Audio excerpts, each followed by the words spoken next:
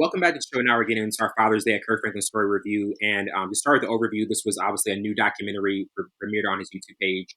Chronicles Kirk Franklin's life-changing discovery and ongoing journey. This is a deeper look into his personal story. And this was such a powerful short film as he prepares for his 13th studio album Father's Day, dropping I believe next week. But man, like this was a really, because when you recommended this as a review, and it was such a great watch, but also a heavy watch, because I mean you can see how much he's battling. Obviously, not knowing who the real father was up until the moment he was announced at this point of his life was something that was just so traumatic and something he was having to grapple with. What did you initially think of this documentary and everything Kirk was experiencing in it? To be in the middle of recording an album, and in the middle of recording an album, getting a phone call from a family friend and them telling you, hey, so your real father might actually still be alive. The person you thought was your biological father might not be your biological father, and the biological father might actually still be alive. And to then take this test, and the other person takes the test, then you find out not only is your biological father alive, but your biological father actually lives in the same neighborhood where your studio is and been living there for countless numbers of years. So you could have already seen bro. Oh yeah. And like I can only be sympathetic to the situation because of the strong relationship that I have with my biological father as well as with my stepfather. But that's hard. That's super hard. And to watch in real time all these people at the table, your biological father, your biological mother not believing or not wanting to believe that this is your father, and refusing to believe it's your father, wanting to dismiss this whole ordeal. I say to people, there's a lot of real significant trauma there. Yeah. Like, there's a lot of trauma there. And everyone involved has to unpack that trauma,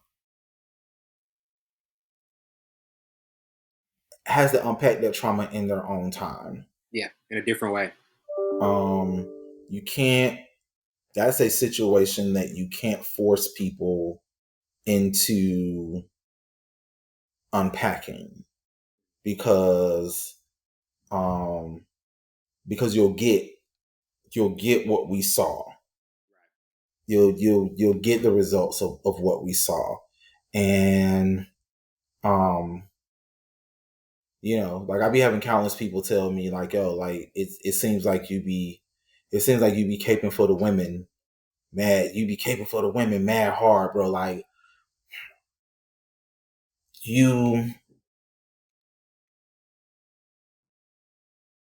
there were so many wrongs that occurred in this. There were so many wrongs that occurred in this situation. Yeah. And the only person that was not in the wrong in the situation is the child in the situation. And I think in the end, we all need to respect the feelings of this child. Yeah. And that has to be the center of the focus. Like, yo, Kirk wasn't in control of this happening the way it happened. He's the most innocent one out of all three of them. It's like, and and if there's one thing that if there's one thing I wish would have been better handled by all parties involved is to respect the emotions and respect the place that the child is in right now. Because even though Kirk is good and grown, um, when you're in situations like that, it's you're now taken back to the place that you were as a child, Yeah. feeling abandoned, feeling neglected, not feeling loved, not feeling accepted. Um, I, I think the one good thing, one of the good things that comes out of this situation is the repairing of the relationship between Kirk and his son Kerrion. Yeah. I Exactly. think that's the one great thing, because once again, watching that play out in real time, and the infamous viral video of Kirk calling Kerrion everything but a child of God, and um just that relationship and how that's panned out. um but Kerrion understanding the importance when Kirk goes to him and says to him, hey, so I know that there are things that we need to work out, Yeah. but it's something that I need to tell you that's of great importance, not just to me, but to our family as a whole. And it changes the dynamic of our family. And for him to then tell him, um, your biological grandfather is not the person that you thought he was, is not the person that we thought he was, and he's actually still alive. For Kerrion to understand the importance of that and not write his father off like, well, you didn't ever care about you still don't care about my feelings and how I feel about XYZ and this, that. For him to recognize the moment that they're in is a remarkable testament to who he is as a person, because we don't know the severity of the hurt and the pain and the trauma that he's Going went through. through, Yeah. because Tammy not Tammy not his biological mother. Yeah. And so, you get thrown in this blended family, and then you grow up, you start realizing that the the person that I am is not going the person that I am is not going to be accepted by society, and more so is not going to be accepted by the industry that my father is in, because my father is in the gospel music industry, and the lifestyle that I live as the authentic person that I am isn't going to be that, like, you know and so, in knowing that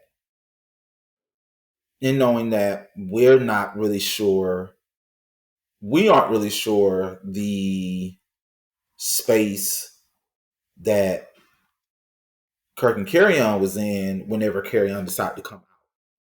Yeah. Exactly. So That's a whole nother story.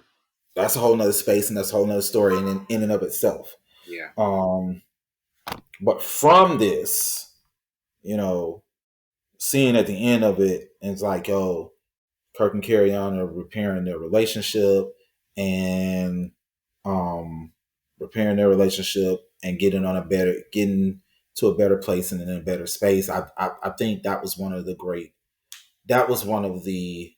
great moments to come out of this.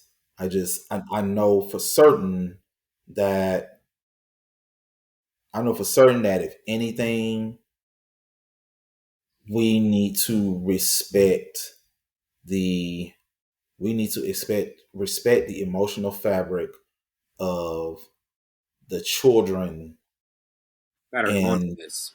that are going through this. It's going through this scenario because this is hard, bro, It and is. and I feel like it's still hard It's not on. something that's done. It's like, yo, they're skilled. That's the thing about this. This documentary wasn't just like, oh, this is the beginning, this is the middle, this is the end of the process. Like, no, like they're still in the process. It's not even Mhm. like one of those things that's finished. He's just showing you a glimpse of, hey, this is what I'm going through as I'm making this album, and the process is in really hasn't even started because I'm really just having to process all of this, and now my family members are having to do the same. Yeah, yeah. And then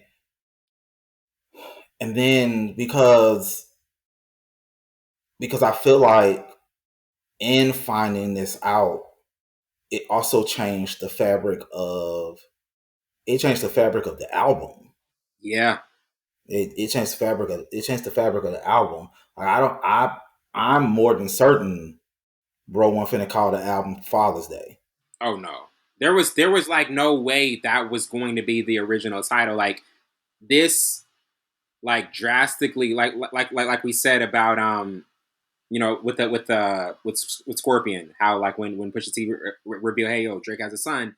Drake Mm-hmm. had to restructure how that album sounded. He was like, oh, I gotta like explain I got a kid. I can't just go Yep. through and put out an album and everybody knows I have a kid and I don't address it. With Kirk, it's like this whole theme of this project now is centered around the fact that he found out who his real dad is. Yeah. And um and to share that with the singers that are going to be on this album, it now gives them an even more added boost on how even they want to approach the album now because Yes. most of these singers have either been singers that's been around since Rebirth of Kirk Franklin, or some of them have been around since Kirk Franklin and the Family. And Bro, so that's a whole different era. like That's they know, yeah. like they know and they understand like, oh, like you now just mean your real dad?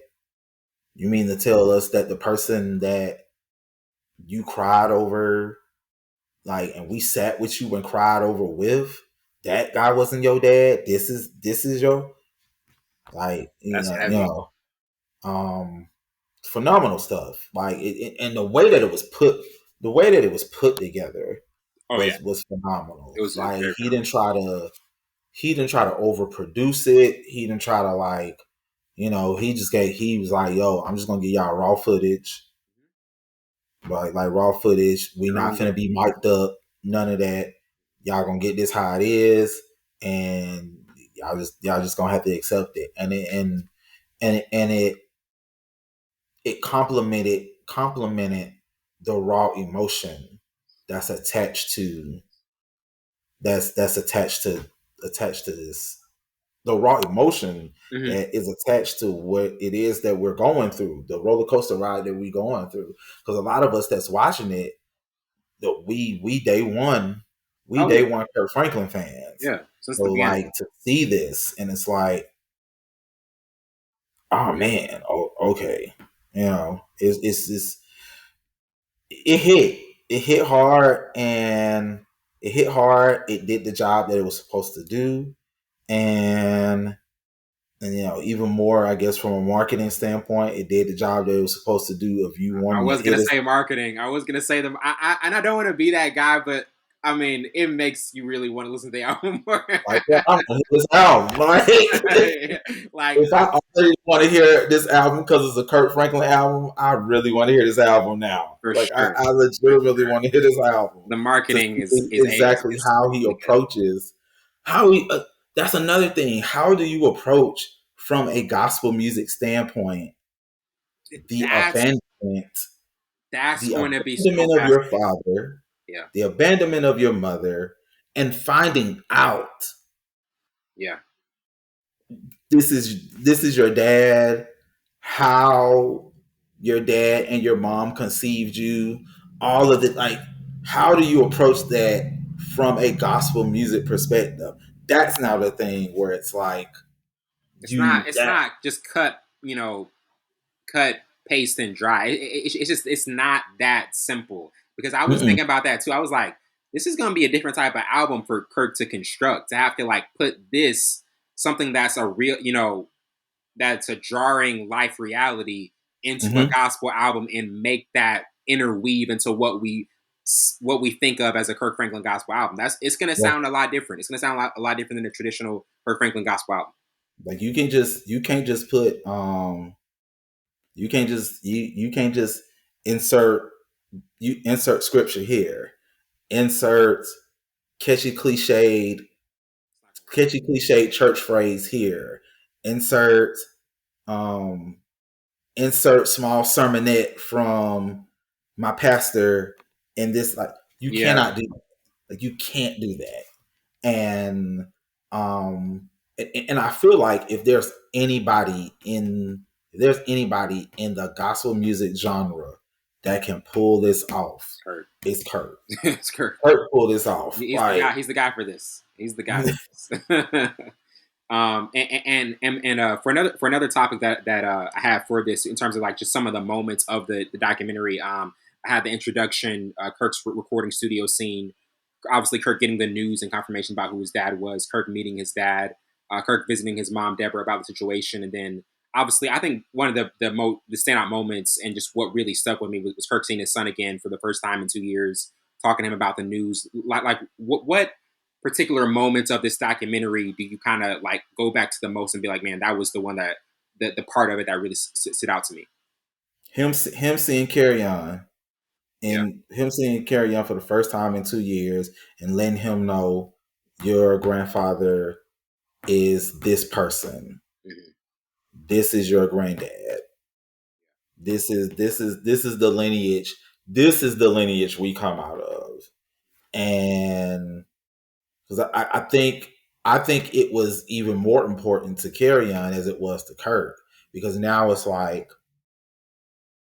whatever type of little idiosyncrasies we have as the father and son dynamic that we have, Yeah.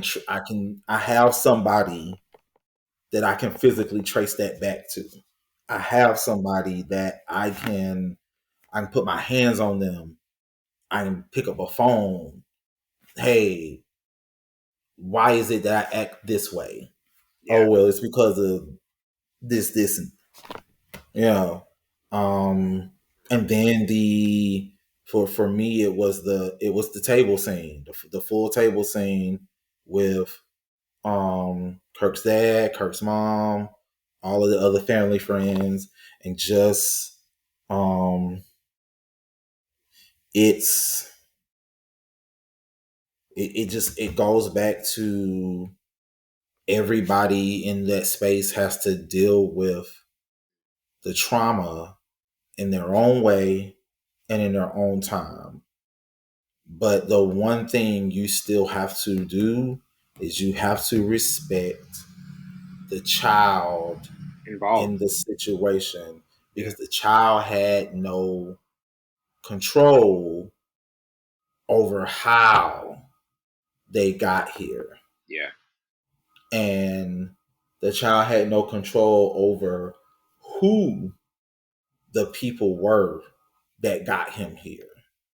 Um, and so if anything, um I hope that Kirk and his mom were able to really have a conversation around that piece, because um Candice Bimbo, who is one of my favorite, I call her one of the hood theologians, because she really is. But she intricately breaks down scripture as well as um, Christianity from a black lens. She said two things can be right, and the two things that can be right is the trauma that Kirk's mother is dealing with, needs to be addressed, but the way that she handled Kirk in the space of her trauma, that's wrong. But the trauma that she's dealing with needs to be addressed Yeah, as well. for sure. Um, and so I think that's the best explanation that we can give as um far as that the table scene. Both Kirk's mom and Kirk's dad were mad young when they conceived and birthed Yeah, Kirk Franklin. And you know, you you you give them away, things that like you're still dealing with that piece. You're still dealing with the piece of um thinking that it's one person when it's actually like it's because you're dealing with that also. oh yeah, for sure. It's this person. No, it actually is this person. No, I don't want to accept the fact that it's this. I don't want to accept the fact that it's this person. But the DNA is telling you It's this person. it's this person. Yeah, And but there's um there's unanswered trauma. Once again, it's unanswered trauma that she's dealing with. And you know, I I think we can really acknowledge the fact that even in spite of the unanswered trauma that you're dealing with, you still gotta respect the the space that your child is in. yeah, And um and I think part of that may have also been the fact that um the attachment that a mother has to their child mostly comes from the fact of being heavily involved in the raising and rearing of the child. And that's not something that happened with Kirk, you know.